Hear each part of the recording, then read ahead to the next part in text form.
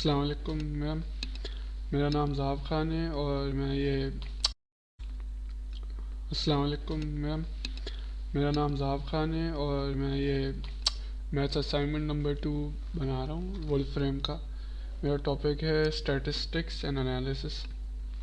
तो बेसिकली वोल्फ्रेम ये सॉफ्टवेयर है हमारे सारे जो भी मैथमेटिकल जियोग्राफिकल और बेसिकली इवन कंप्यूटिंग के जो टास्क होते हैं इसको बहुत इजी बना देता है, इजी टू सॉल्व। और इसकी अपनी लैंग्वेज है, उस लैंग्वेज में किस तरह सॉल्व करते हैं स्टैटिस्टिक्स के सवाल, वो मैं यहाँ शो कर रहा हूँ। तो इसमें अभी बेसिक जो स्टैटिस्टिक्स के फंक्शन होते हैं उससे स्टार्ट करते हैं। अब पहले एक डमी इनपुट दे देता हूँ इसको, जैसे जिसको लिस्ट बना देता हूँ मैं। और अच्छा, लिस्ट में जब हम लोग कोई एंट्री करवाते हैं तो उसके लिए हमें कर्ली ब्रैकेट यूज़ करना पड़ता है, क्योंकि हम लोग बेसिकली एलिमेंट्स सेट के इंट्रोड्यूस करवा रहे हैं। और जब मुझे उसको एंटर करना पड़ता है, मतलब उसको वोल्फ्रेम को बताना होता है कि ये इनपुट करना है मैंने, शिफ्ट एंटर यूज़ होता है, वरना वो सिर्फ लाइन कर देगा।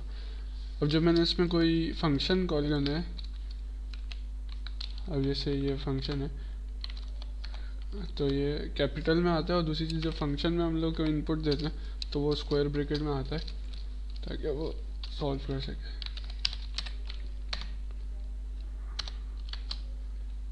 इस तरह ये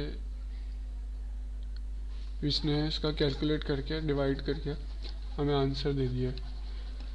अच्छा, यहाँ पे हमने क्योंकि वैसे ही मतलब कोई पॉइंट्स में आंसर नहीं मिला है तो अभी तो कोई इशू नहीं है, वरना अगर हमारे पास कोई और लिस्ट होती है, जैसे मैं अगर एक और बना देता हूँ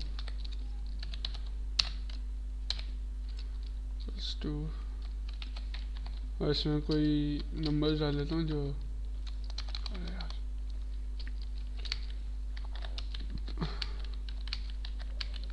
जिनका मीन वो नहीं आता होल नंबर में।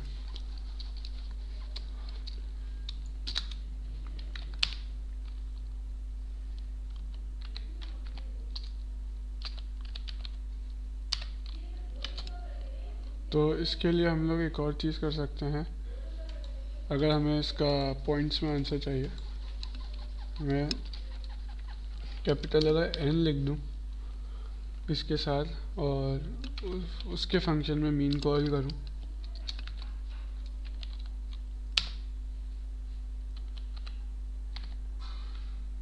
इसमें बीलेस,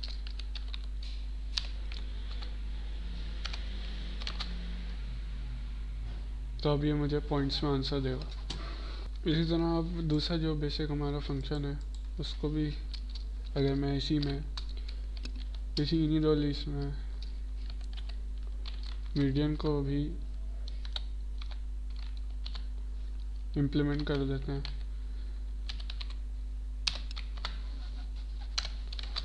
तो ये देखें सॉल्व हो जाता है। 16 आ गया इसका मीडियन। मैम मेन वीडियो में जो वेरिएंस वाला पोर्शन था वो थोड़ा सा ख़राब हो गया था, तो मैं इसको दोबारा यहाँ एंड में कर रहा हूँ। तो वेरिएंस बेसिकली होता है कि हमारी डेटा सेट जो है वो हमारे उससे मीन पोजीशन से कितना डिविएट कर रहा है। तो इसके लिए मैं एक और लिस्ट बना देता हूँ।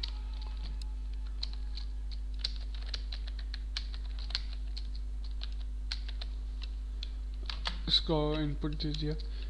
अब अगर मैं इसमें वेरिएंस का कीवर्ड डालूँ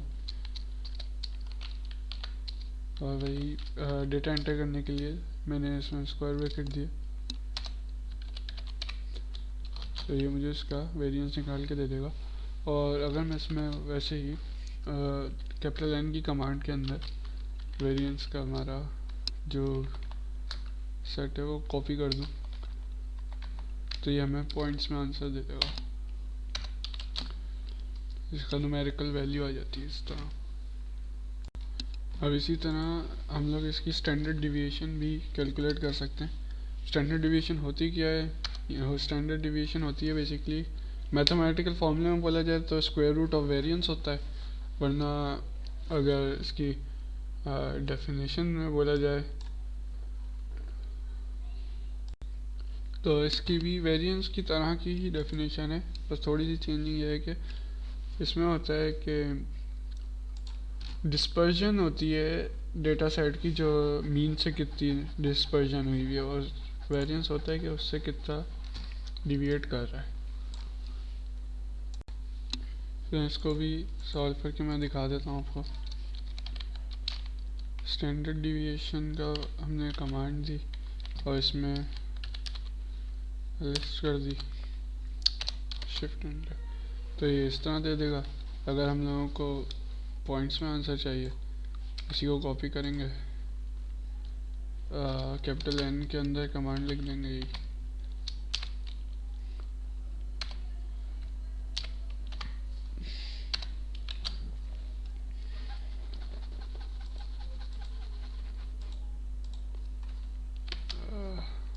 क्या हुआ, इसी तरह ये इसने आउटपुट दे दिया।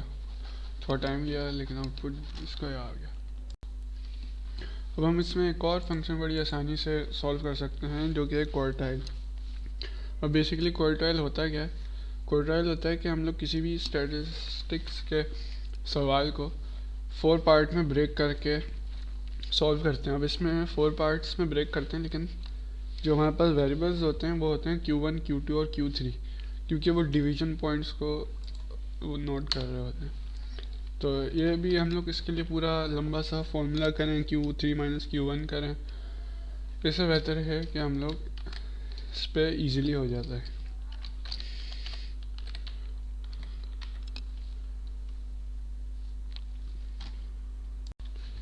तो हमने क्वार्टाइल्स उसी तरह फंक्शन में लिखा है और हमने ए लिस्ट किया, तो उसने हमें 3 ग्रुप दे दिए, Q1, Q2 और Q3।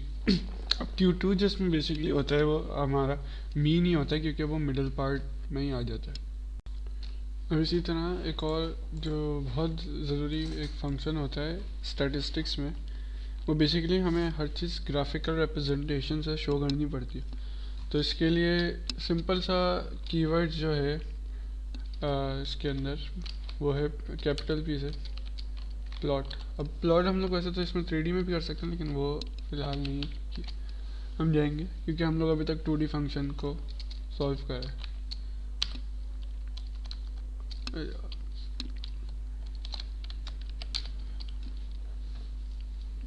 जैसे हम लोग इसमें साइन का फंक्शन डालेंगे,